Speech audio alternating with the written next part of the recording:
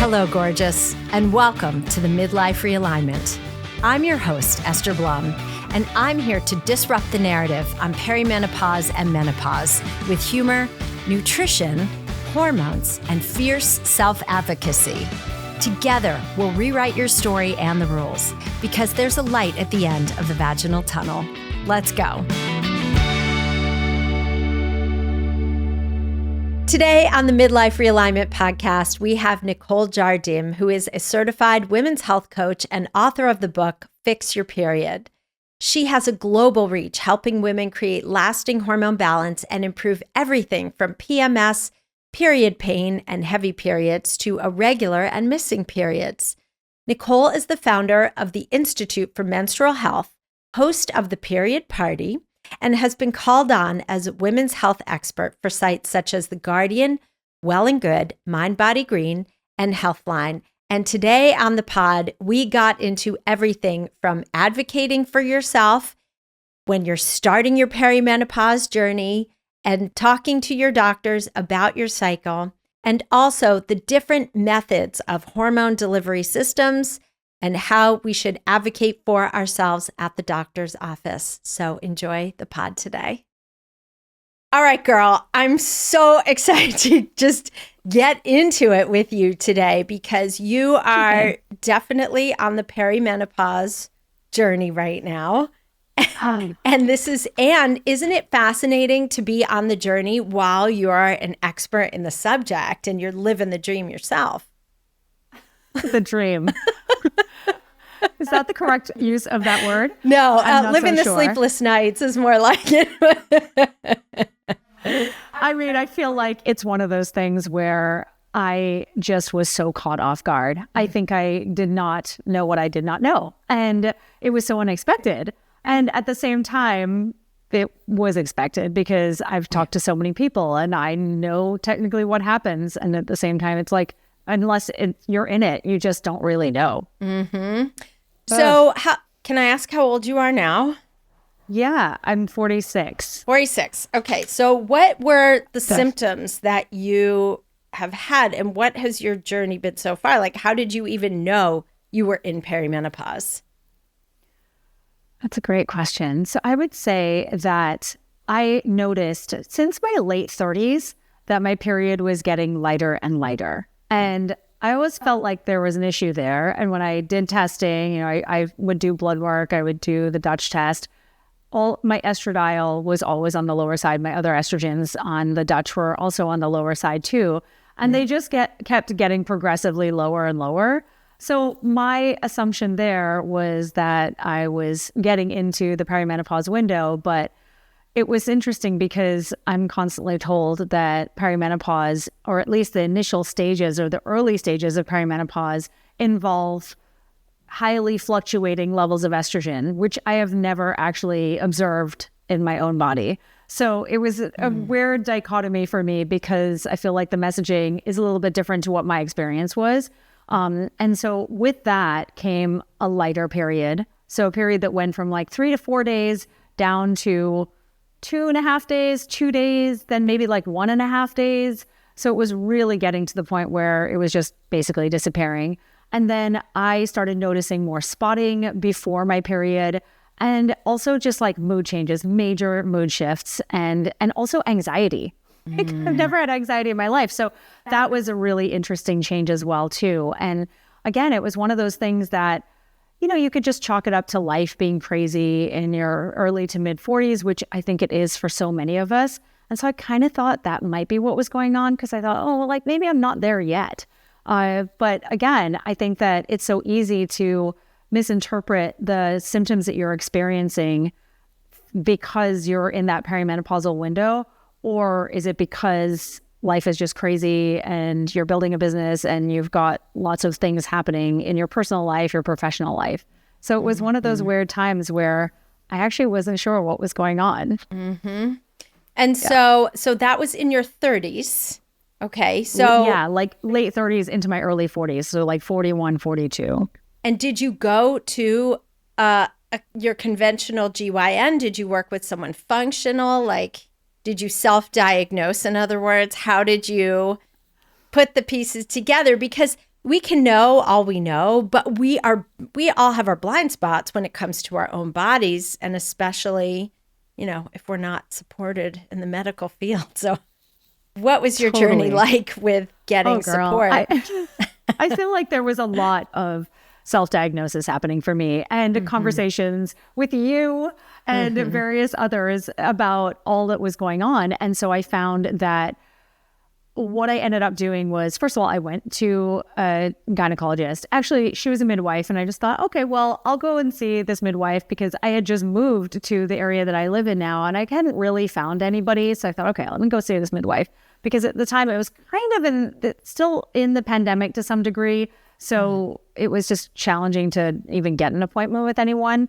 So I went and saw her. I thought, okay, she's going to have more of an understanding of what's going on with the female body. And I was so wrong. I couldn't believe it. It was such an interesting experience because she was just so hyper-focused on the fact that I had not had a mammogram as yet. And at the time, I was like 41. Yeah, 41, I think. And so she was really freaked out about that. And that was all she cared about. She didn't care about any of my symptoms, anything that I was describing, the things that felt really debilitating and frustrating to me. And she wasn't interested in any exploration of that. And then when I said, like, I really wanted to just get some hormone testing done, whatever, she was like, well, I don't even know what you want to get tested. Like, what would be the point of that unless you want to get pregnant? So it was that whole spiel that I got about, like, well, unless you're getting pregnant and you want to give birth, then I got nothing for you. And so that was that. I actually gave her a copy of my book that I happened to have in my car after the appointment ended, because she literally made me write down the hormones that I wanted to get tested and when in my cycle I wanted to test them, because she didn't know what to test. It was bad. So yeah, so that's kind of how that went. And then from there, I was like, whatever, okay, I give up.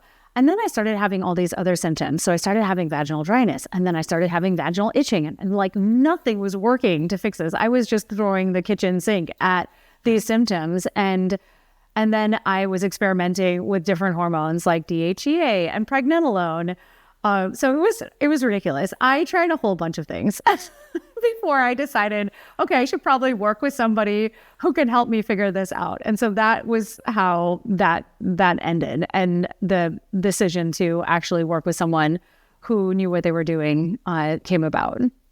So the takeaway for those of you listening and are like, oh my God, this is me. This was my experience. Like the person who delivered my babies, even, you may be hearing this and saying, oh, my GYN, it's great for delivering babies. Midwives are great for delivering babies, but they are probably not going to be the people to handle your menocare.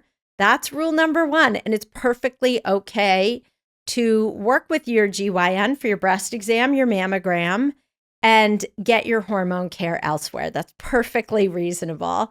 And lesson number two, if you are driving your own menopause care, ladies, if you are handing them a copy of your book that you've written, because I handed mine to my GYN too, right? If you are the one driving your hormones and walking in with a list of tests and saying, test me on this, and then your provider says, no, I don't know what you're talking about. You don't need that. You can't be in perimenopause because you're not 51. And that's the average age of menopause or perimenopause. You know, if you're just getting met with resistance, time to go. It's like dating, right? Like, when the energy's off, when you're not in alignment, perfectly cool to walk out and be like, that was a waste of my time. But it was also informative because now I know that's the person I'm not going to work with. And when you're cobbling together your own care, that's a problem. And when experts like you, Nicole, are cobbling together your own menopause care, imagine what it's like to be a woman out there who doesn't know where to start and who is just bouncing from provider to provider saying, I'm suffering.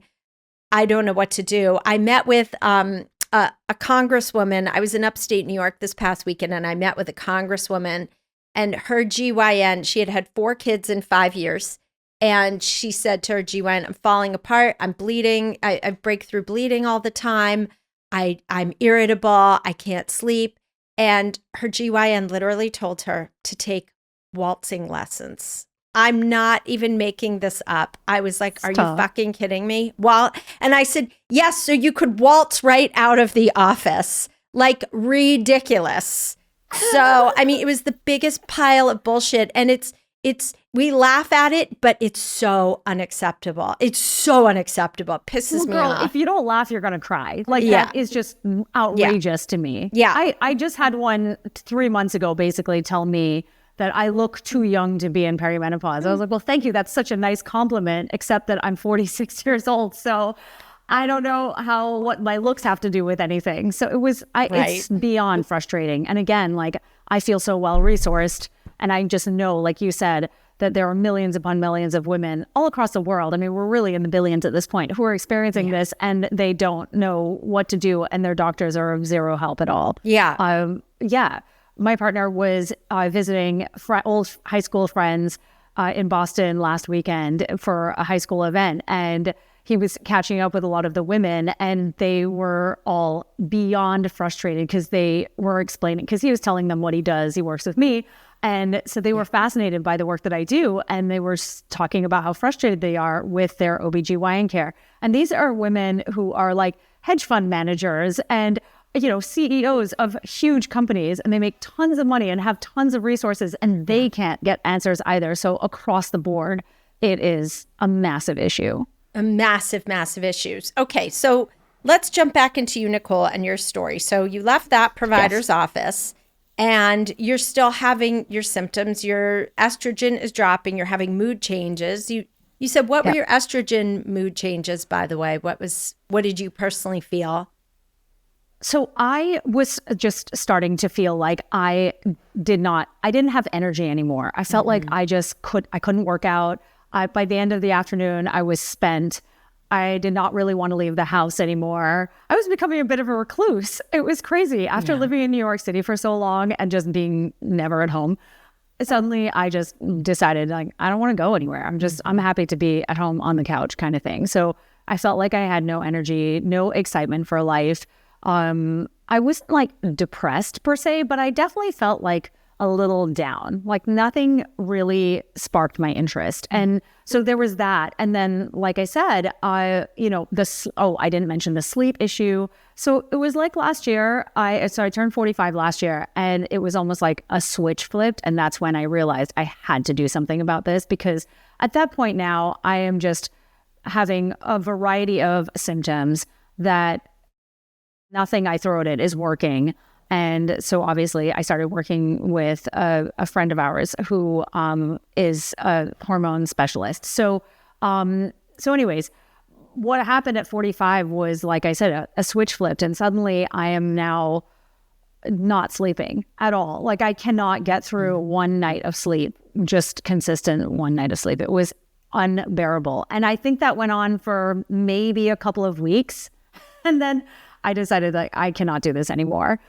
This is totally insane. And so I think maybe there was a part of me too, and I think that this is important for anyone maybe who is a practitioner, who has been really in tune with their cycle, that if you have been tracking your cycle, or you've been really using it as a guide for your life and a framework for how you live your life, you live in accordance with your cyclical hormone fluctuations, and suddenly you are having all these symptoms and your cycle is also changing, it's really untethering. And I think that that's what it was for me. And I think to some degree I was in some denial about what was actually happening, because I was like, I can fix this. Like, this is definitely fixable. If I just do this, or if I make this tweak. And I think that that's a trap we tend to fall into as holistic practitioners, where you've been able to fix these things before in your 30s, maybe in your early 40s, in your 20s, and now you can't. And so for me, it was a real reckoning with the fact that, wow, okay, this is actually happening. The train has left the station. I am not going to be able to address this with the dietary changes and a whole bunch of supplements and all the things that I'd been able to do before. So that was definitely something that I, like I said, had to reconcile in my head. So I want to dig a little deeper into that, Nicole, because one thing, I get so much angry pushback on my feed, right? When I'm quoting the stats and quoting the research, right? As we record this, the National Menopause Society just had their meeting last week and looked at a study with 120 million women had their medical charts reviewed, and the stats showed that early intervention decreased a woman's risk of breast cancer by 60%, right? And women are like, you don't need hormones. These are the comments I get in my feed. You don't need hormones. You can do this naturally. Why is no one talking about herbs? And I keep saying no amount of herbs are going to fix you from bladder leaks and pelvic floor dysfunction. No amount of yoga and green juices are going to preserve your cognitive function. How ironic that I just paused there. I'm like, what's the word I'm looking for? Your cognitive function, or laying down of plaque. And they're like, you're scaring people. How can you scare people?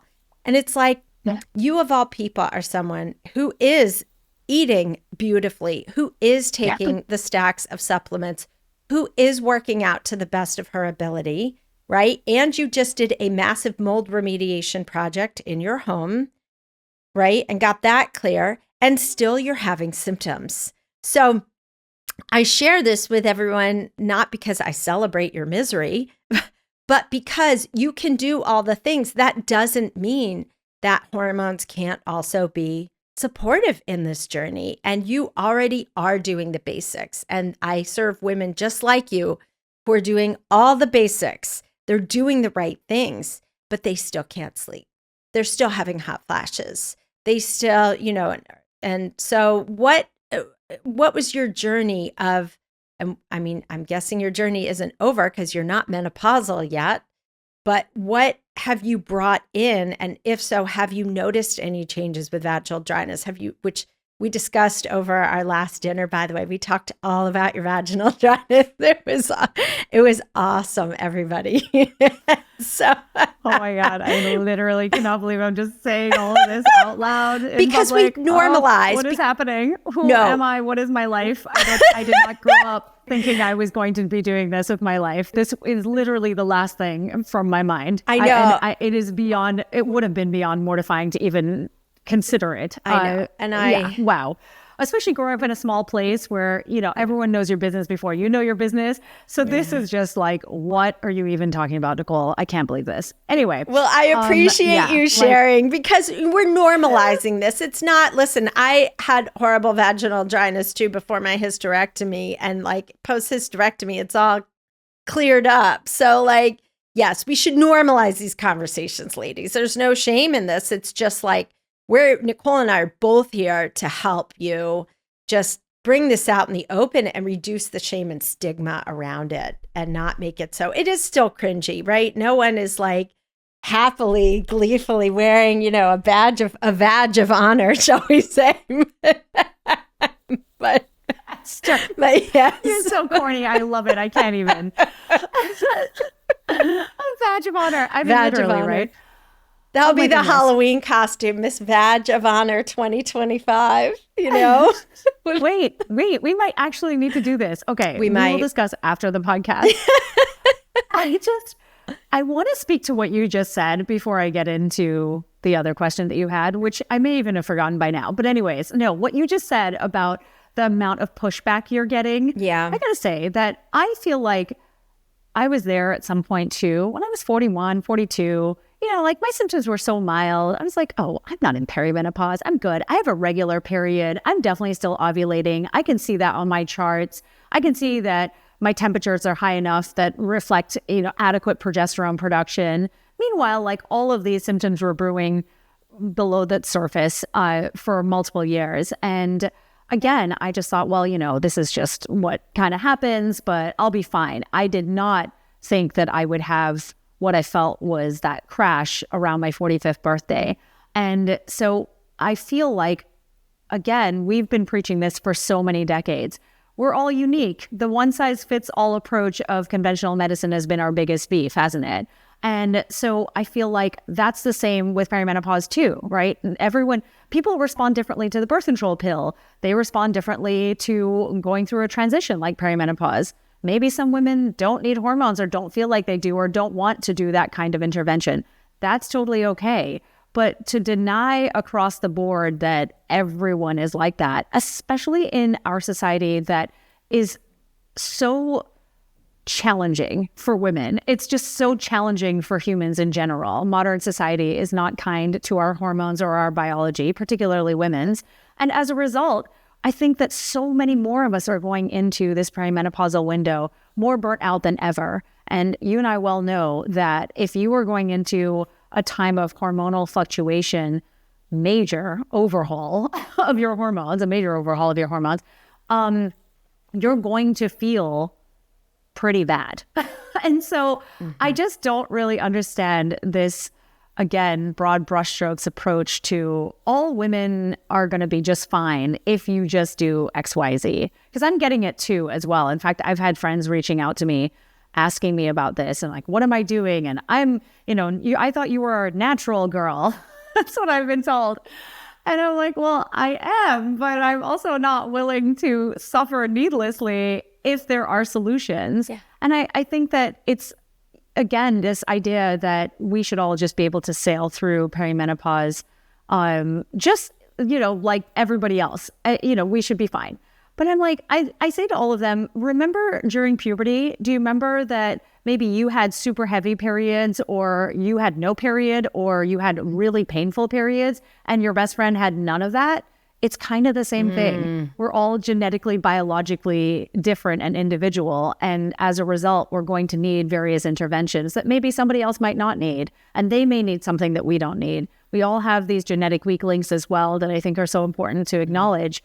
And so as a result, we end up in this situation where, we have the current narrative right now, which is incredibly frustrating. And it's that women are comparing themselves to others, feeling like they're less than because they need all of this support, whereas their friend doesn't need anything and she's doing great in perimenopause. So I don't know what your thoughts are on that, but I feel like it is really hard to witness how much polarization there is right now. Yeah, and we don't really need to shame each other for making choices that support our own bodies. There's no shame in adding back hormones that have actually been in our bodies our entire lives, and our bodies in perimenopause are responding to the decline or withdrawal of these hormones. And yet we've normalized birth control pills, which are synthetic and have a lot more complications. Now, you should still use the pill for birth control if you want to use that for birth control, but you can still add in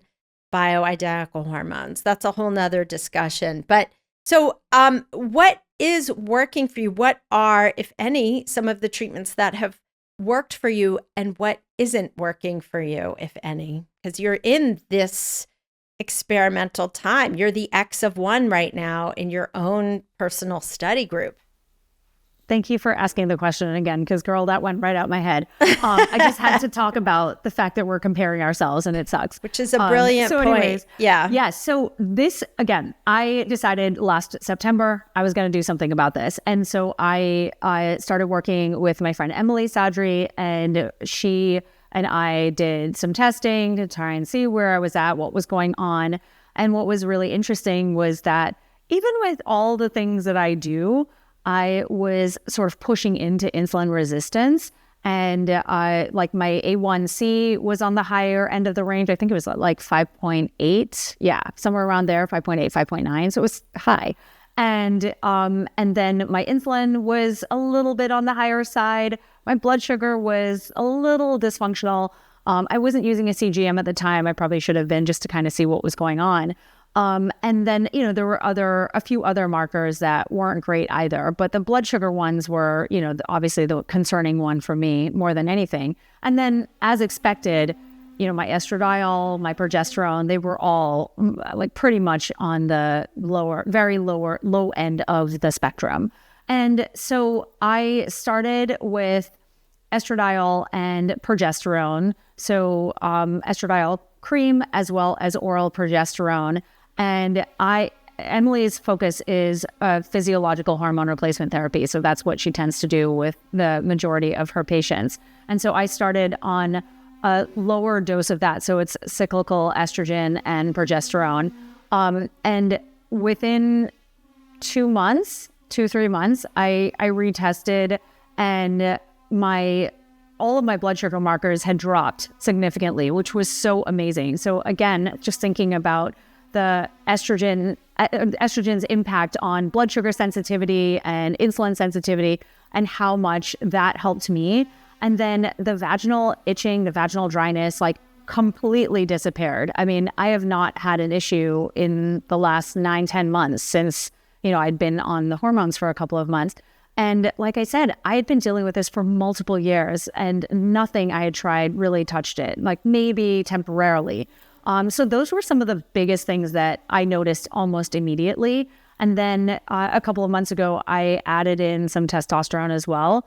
And I feel like I'm able to work out more consistently now, and I have better recovery. I have more energy.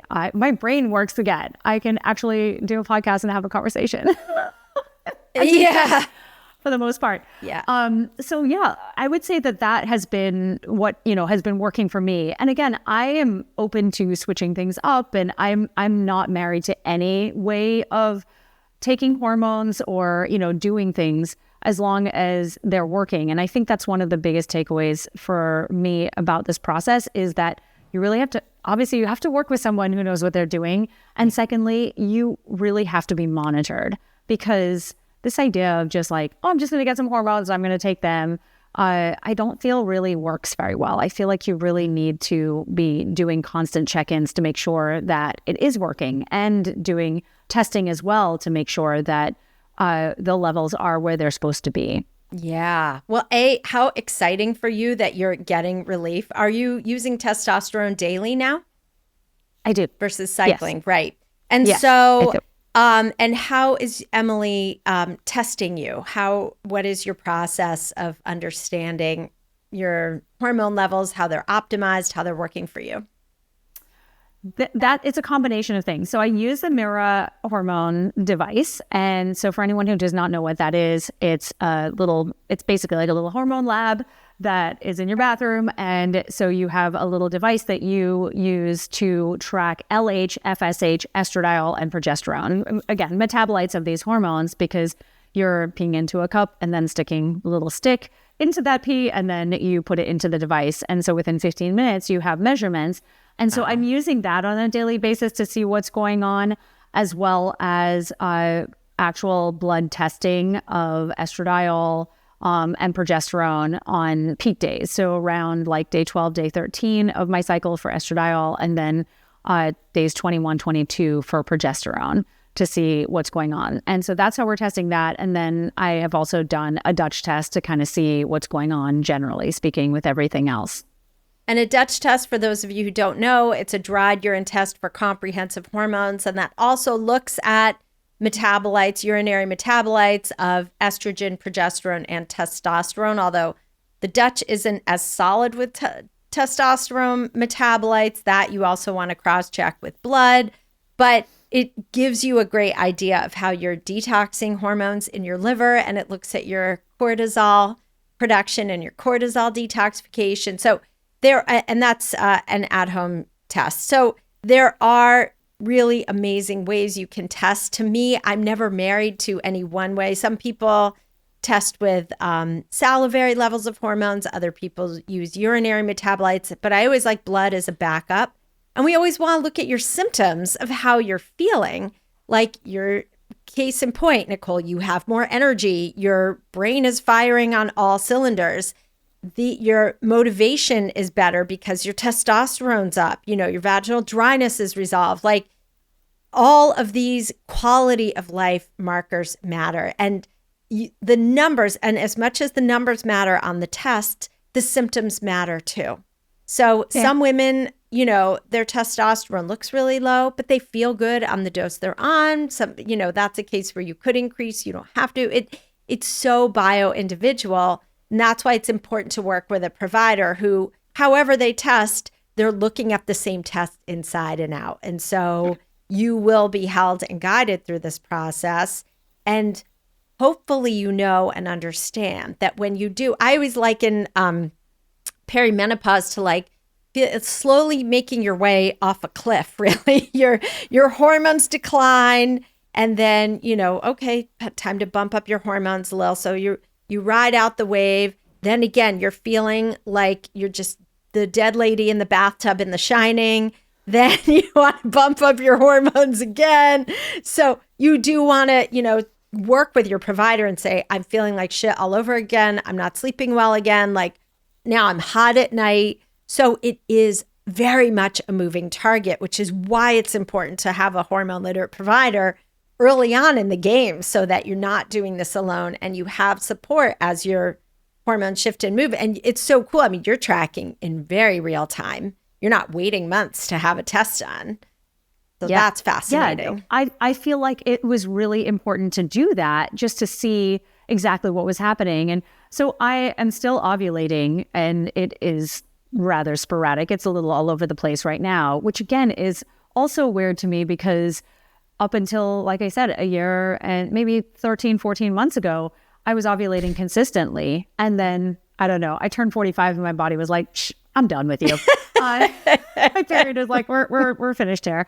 And so that is essentially what happened to me. It was really sudden, or at least it felt really sudden, at least from the perspective of my menstrual cycle. But then these symptoms had been building for a long time. And as I said, I was a little in denial about it. But it's so important, I think, to be able to track in real time if you can. Obviously, that is not available to everyone, and I understand that. But I think it's super helpful to just be able to have that information, especially as someone like me who tracked religiously for nearly 2 decades. And then, as I mentioned, everything changed. And so I think that's something too for women to consider. If you have been tracking and you've been tracking your cervical fluid changes and your body temperature changes, all of that changes dramatically. And I don't think people really realize that. Like your cervical fluid will go down to like 1 day, maybe, or you might not even notice a change at all when you have that estrogen surge and then that LH surge and you have ovulation, because it is all so much weaker. So you just don't have, that estradiol just does not have the impact on your cervix in the way it used to. In addition to that, your basal temperature barely registers a shift. And so I feel like I went from having all these tools to really knowing exactly where I was in my cycle to being completely lost and in the dark. And again, as I mentioned before, that made me feel like so untethered. And so for me, having the mirror just to understand what is happening has been a game changer. Whereas I would just be feeling around in the dark. In fact, this cycle I'm on right now, I just ovulated a couple of days ago, but I ovulated on like day 11. And I had 1 day of cervical fluid on like day 9. And I was like, oh, maybe I'm moving into that estrogen territory, like things are ramping up. But literally a day later, I ovulate. And that would never have happened before. I would have had 5 to 7 days of a lead up to ovulation. So I would really have known. And there would have been a very distinct shift from that lotiony type cervical fluid to that wetter egg white type cervical fluid. So all of that has disappeared. And I just think that it's really important for women to understand that you can still get pregnant during this time, and the signals that you used to look for are not really there anymore. So that's another piece that's so important to know. So important to know. Okay. So we know like women can use this, and this is in your book, Fix Your Period, where you really talk about changes in cervical fluid and how to know if you're ovulating, not ovulating, where are you, in what phase of your cycle. And that can also give you a real window into when you can expect symptoms, at least in early perimenopause. It's a hallmark symptom that you're going into perimenopause when you feel completely different the first half of your cycle versus the second half of your cycle. And so that's a sign that, things are changing. You should be aware. And certainly you should be aware of your fertility. So what do you tell perimenopausal women when they're going into perimenopause and they're like, well, what the hell do I do about birth control? Because, all it takes is one drop, ladies. You can still get pregnant in your mid to late 40s very easily. So what do you tell them? Because I get a lot of questions about that too. I think that this is an ongoing struggle. And I think that it is for women across the board. And so what I say is that it really just depends on your needs and what it is that you're most comfortable with. I would say that tracking still is so important. Even still paying attention to any cervical fluid changes that you might notice, because it won't completely disappear right away by any means. You'll notice a decline and a shift, but if you're really tuned in, then really pay attention to that. And at the same time, I think using a Mira or an Anito, which is similar to the Mira, can be really instrumental as well. Like I said, I was aware of ovulation happening, and the only reason I was because of that. But again, I think that I'm pushing into later stages of perimenopause at this point, especially because things are all over the place. And then I don't know. I feel like good old-fashioned condoms, they're not so terrible. Thank you. I don't understand why we hate them so much. Because you could be on the pill, you can be on an IUD. I mean, tons of women are. It's just that the challenge there is that there are side effects. And I found that the side effects that we see in our teens, 20s, and 30s, if you had those during those times in your life, then you likely are going to have them even worse in your 40s, because your 40s, it's such a massive transition, as you well know. But then I just think about the underlying inflammation that tends to be higher during this time in our life because of the loss of our sex hormones and various other, changes that are happening in the body. And so I just think that taking the pill or using an IUD, while it might be an answer for you, it's just not going to be for everyone. And so ultimately, I just really think it depends on your unique circumstances and what you're comfortable with. And let's not forget the good old cervical cap and diaphragm. I mean, those are also like good old-fashioned barrier methods that work. And so it doesn't, again, yes, it takes 30 seconds to insert, but you can insert a cervical cap or diaphragm before sex, so you don't have to interrupt and put a condom on. So, and they really work beautifully. And also tracking with your cycle and using that rhythm. It's not called the rhythm method now anymore. What's it called? It's called the fertility awareness method. The fertility awareness method. Yeah. And how do you spell Mira? Is the device that you use? What's it called? It's M-I-R-A. M-I-R-A. Okay, I thought you had a New York accent. I've got a Mira in front of me, okay? I didn't know if I did not live in New York for that long, I wish. But yeah, so Mira can be helpful. But for most of us too, you can also just pee on the stick and see if you're ovulating or not. Because I have a lot of women whose cycles aren't regular, but they're trying to do the Dutch. And I'm like, just pee on a stick every morning if you're not sure if you're ovulating. And that can show you if you're ovulating, don't have sex, those days that you are ovulating and having sex around it. If you're unprotected, I will say though that, are you referring to just like an ovulation predictor kit type of thing? Yes. Which I think can be really helpful. I think the only caveat there is that it's only measuring LH level. So it'll measure that surge, but then obviously, you might not ovulate. And that's what I found too. I'm so curious about your thoughts on this, because ovulation it tries to happen in my body multiple times. Again, I've never experienced this before.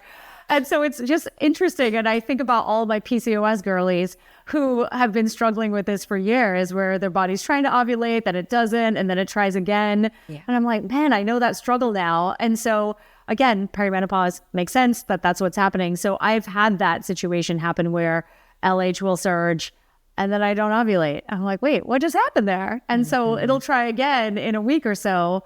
And then I end up with like a 45-day cycle. So it is interesting to also like see that happen as someone who has never experienced that before. So I would say that's the only thing. But I agree with you that, if your LH is surging, then you are more than likely going to ovulate. So it is another way to test and know what's going on. Tracking, using an app to track your cycles when you're in perimenopause is also great. I mean, mine was like a football lineup, right? It would be like 32, 21, 48, 72, this, and the midlife stress does a doozy out. Like after my mom died, I had no cycle for a good 5 months. After I did a psychedelic journey, which I will talk about eventually down the line, but I did a psychedelic journey, that fucker brought on my cycle. I'm like, no, I hadn't had a cycle in 5 months. The next day I wake up, I'm like, I can't even believe you brought this back. And then I never had another one until my hysterectomy. But, it's just, we also can't discount the life events happening with us. And then I joke that we should, if we're trying to get a cycle midlife, we should just go rub up against, teenage girls and be like, give me some of your hormone juice, because the pheromones can also trigger, in the brain, they can really trigger the fertility cycles. So, is that all we have to do? That's all. We just have to be creepers and rub up against teenage girls. That's our wisdom for the day, ladies. Just go and find yourself a teenage girl. Go hang out with, I'm going to get canceled for this. Go hang out with young teenage girls. But yeah, and it is truly dialing into the wisdom of our bodies, which you have done so beautifully. And that's the thing with women, we have been taught to ignore the signals of our own bodies, right? Because that is the medical paradigm, which I want to dive into with you next. Is the medical paradigm is, well, if it doesn't show up in a study, or I haven't been trained in medical school, or I haven't heard of this before, it can't possibly be true. And then a lot of women say to me, okay, maybe I'm crazy.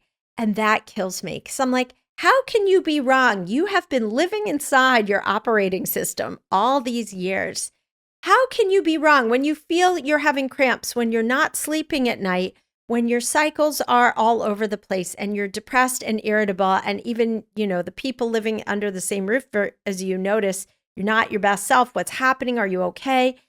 How does a provider just not simply listen to that and say, okay, let's run some tests, let's look into it, versus completely brushing it off and saying, well, that can't be true.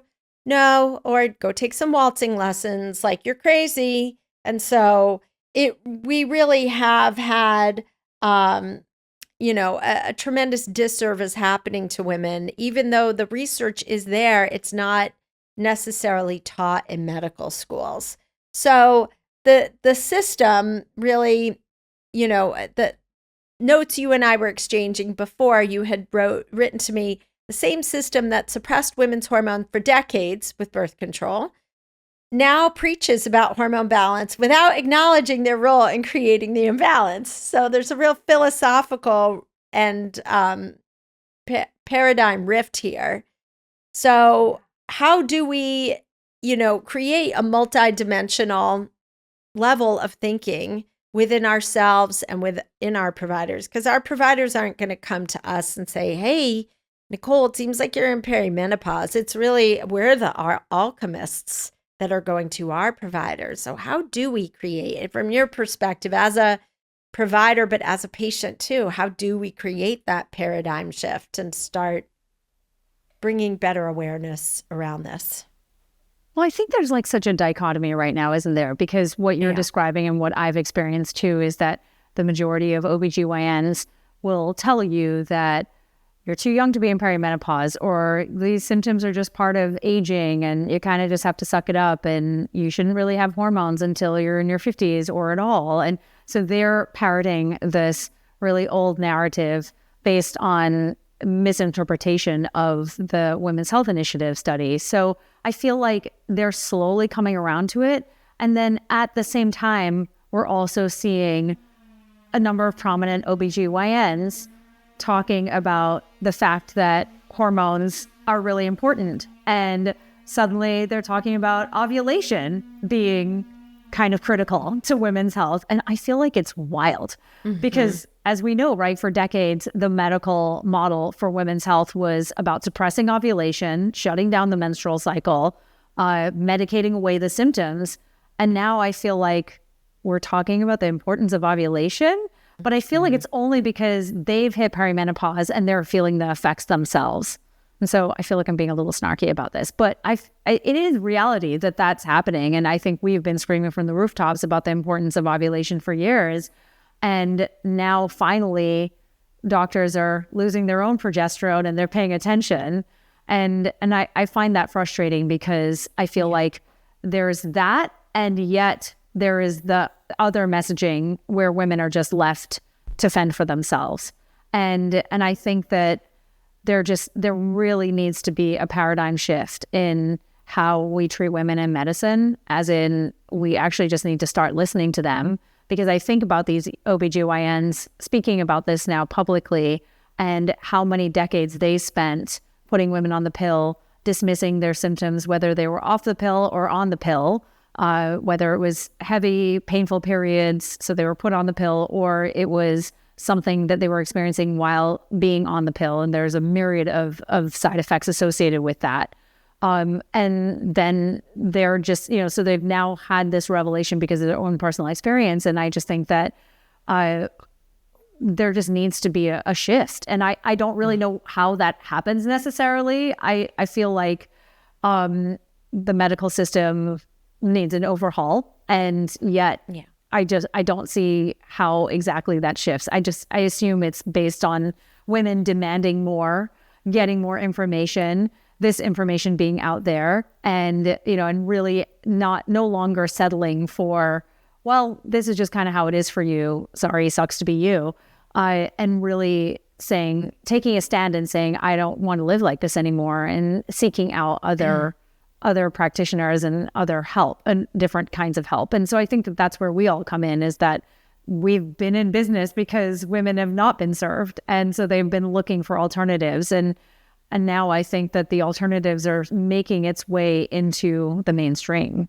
Yeah, it is. I mean, there is a true rift in the system right now. There's a fracture happening where, I was at A4M in Boston. That's an anti-aging medicine conference all about bioidentical hormone replacement therapy. And there were 100 new doctors in the audience.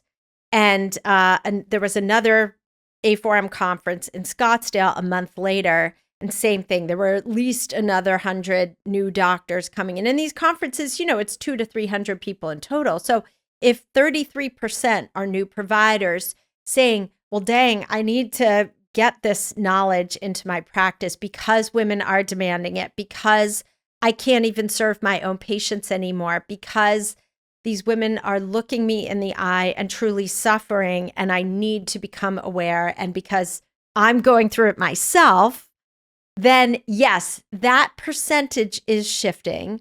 But then I see the gaslighters. There's a couple of spectacularly misogynistic doctors you and I have had many heated discussions over, where because they haven't gone through their own menopausal symptoms, then they can't possibly exist, and they don't have their own practices now, but they're on social media saying women don't need hormones, they're dangerous, they're causing cancer. So they're not even doing their own research. They don't even belong with a microphone in front of them.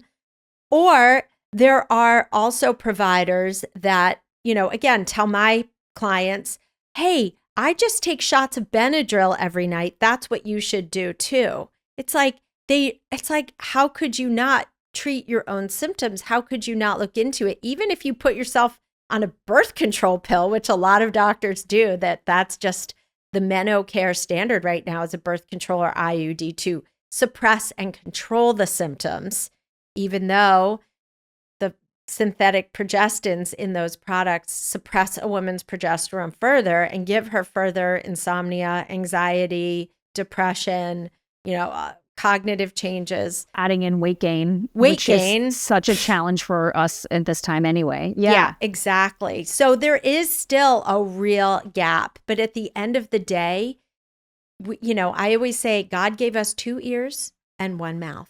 So providers should be listening. And if you're finding a provider that isn't, and you're pissed off, or you leave worse crying and devastated, or thinking you're crazy or you're the problem, here's a pro tip. Every state has at least one compounding pharmacy.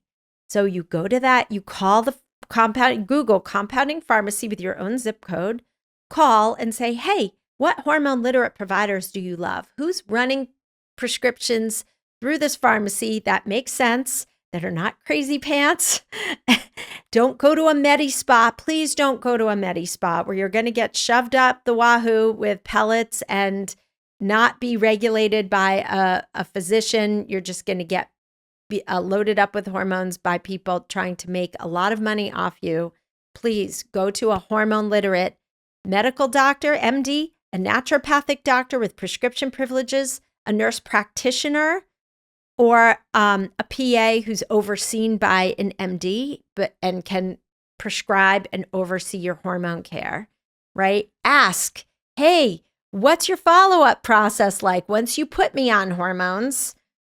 Are you going to test me regularly? If they're like, no, you just need to come back once a year. Nope, still not your people.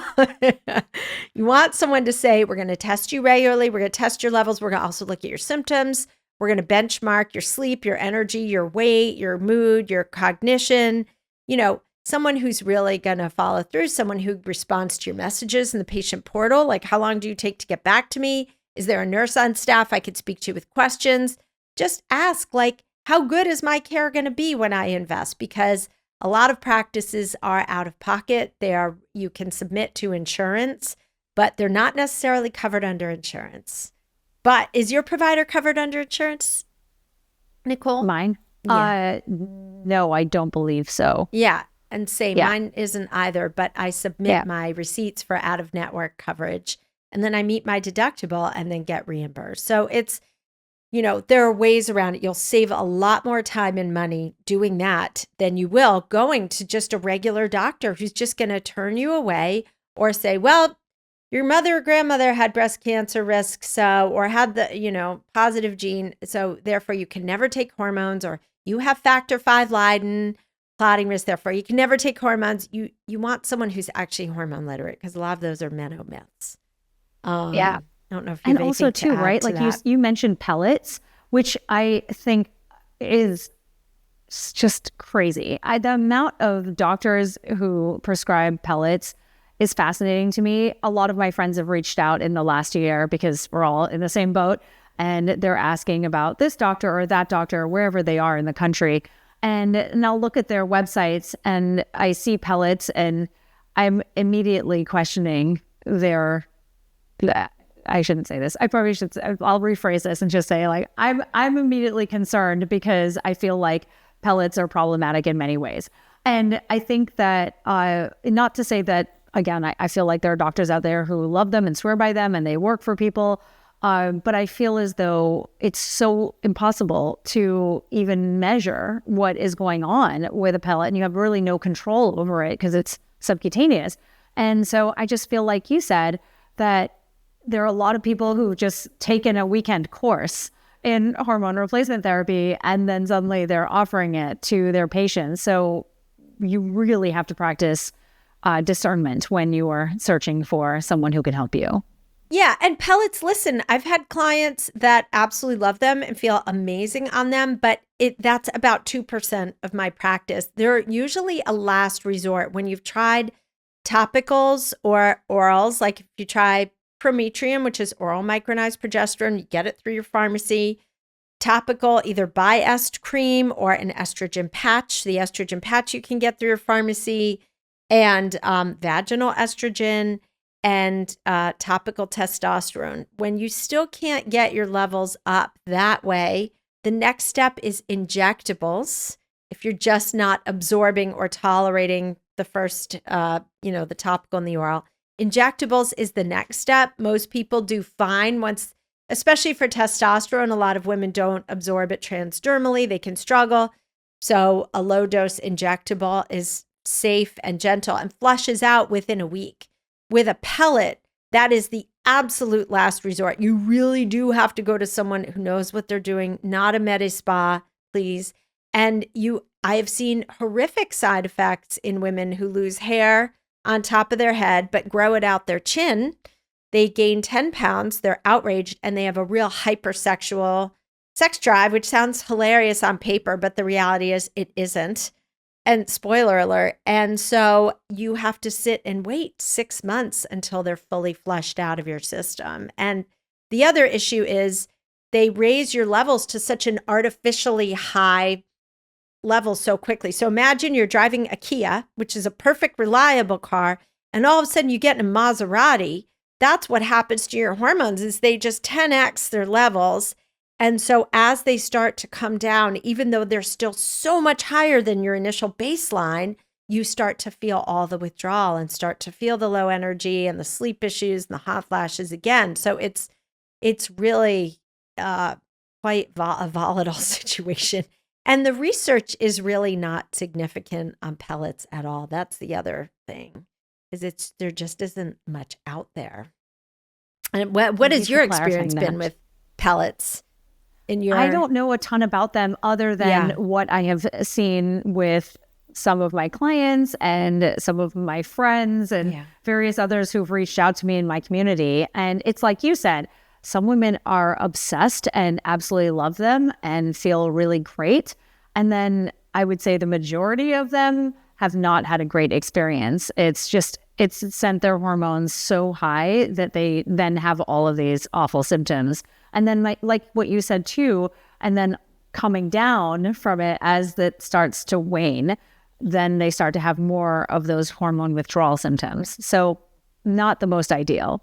And again, the other part of not really being able to control anything, you don't really have much control over how much hormone is circulating in your body at any given time. So I think that those are all potential problems. And especially in perimenopause too, when your body, your ovaries are still producing hormones erratically, but they are. And so you are atypical in that your estrogen has just slowly been declining without real surges. For most women, there are dramatic surges in estrogen in any given day. Your levels can start out at 200 or 300 in the morning and be up to 1100 in the afternoon on the same day. It's like a giant fluctuation. So for those women on pellets, again, it's time and place. But that to me is excessive and it's really not necessary. You can usually really hit the nail on the head with topicals, and some oral and injectables are the next best step and just are a lot easier to control and regulate. Yeah, I find it so interesting what you said about the majority of women experiencing these surges. I have not really seen that. And so I see so many women just describing these symptoms of estrogen decline, even in their early 40s. And again, like, I'm not disputing by any means that exists. And it's been my experience too. I was chatting with my sister. She's also in exactly the same boat as me. My mom went into menopause at a pretty young age. I think it mostly started in her early 40s when my dad died really suddenly. And so I think that the stress of that, similar to what you were describing, right, with your mom passing away, that her period just disappeared for many, many months and then came back and then disappeared again. But yeah, I think always check with your mom. Ask her what her perimenopause and menopause experience was like. It'll help you determine what yours will probably look like. At least that's, again, been my experience in talking to a number of women about it. But also too, I don't really see these huge surges. But I know that they exist, obviously. That's not at all what I'm saying. I just think it's so interesting how different everyone is. And it comes back to what we were talking about the idea that, like, we have to decide what's normal for us, not, what conventional medicine has defined as normal. And, the idea here is too, right? Once you determine that, the goal is not just to survive perimenopause, right? We're trying to still thrive. Life is not over just yet. No, this is only the beginning. This is our second spring, really. This is only the beginning. And here's the coolest part is that the energy as our ovaries really wind down the party and start getting quiet, that energy gets redirected to our hearts and to our brains. So that is why you look at midlife women. You look at Ariana Huffington. She didn't start the Huffington Post till she was 55 or 56. You look at clothing designers. You look at Vera Wang, who's in her 70s, furiously designing. Also, Diane Furstenberg. These women have these creative bursts and a reclamation of ourselves and our power. And it's so glorious when you're through it all. When you hit menopause, it is a freedom unlike no other, where you're like, I'm never going to get a flash period again. I never have to worry about wearing white on vacation when I'm getting like a surprise. I can be spontaneous sexually. I never have to worry and carry tampons with me everywhere and worry that that's could be an issue. My period, it never failed to come at the worst freaking times, on my honeymoon, on vacations, I remember biking in Northern California with my son and husband. I was clearly in perimenopause and didn't realize it. It was like a crime scene. And my son was little. He was like, why does mommy keep having to go to the bathroom? And thank God I had on really thick leggings, because otherwise it was just a scene out of a John Gotti movie, and you're just like, you never have to worry about those things happening again, but also just energetically, there's a real shift happening. So I say this to inspire you that the best is yet to come, girl. You're in the weeds now, but you're walking through fire now, but the best is yet to come. When you survive that, you become the crone, the wise spiritual advisor, and just free in a lot of ways, which is awesome. It is. It's a whole body recalibration. And when you're on the other side of that, I can only imagine. I'm excited for it. Yes. And when your hormones are fully optimized too. So last question, I'm curious, how is your sleep now that you've started introducing hormones? Is that fluctuating with your cycles, with your ovulation? So much better. Oh my goodness. I cannot get over it. And again, when I was in the throes of it just over a year ago, I just kept thinking that I don't know how I'm going to get out of this. And now it is amazing. I would say there are a few times in the cycle, right before my period, generally, maybe during my period a little bit, when all of my hormones are on the lower side of things, which, again, is pretty typical. It's a little bit more challenging, but generally speaking, it has been a game changer. For me, progesterone, and not just for me, for most people on progesterone, that is tremendously helpful, but that estradiol really helps too. So it also helps with melatonin production. So I found that, that has changed so much. Thank God. Oh, so happy for you. Okay. Real quick, Nicole, what is next for you? What are you working on, and where can people find you?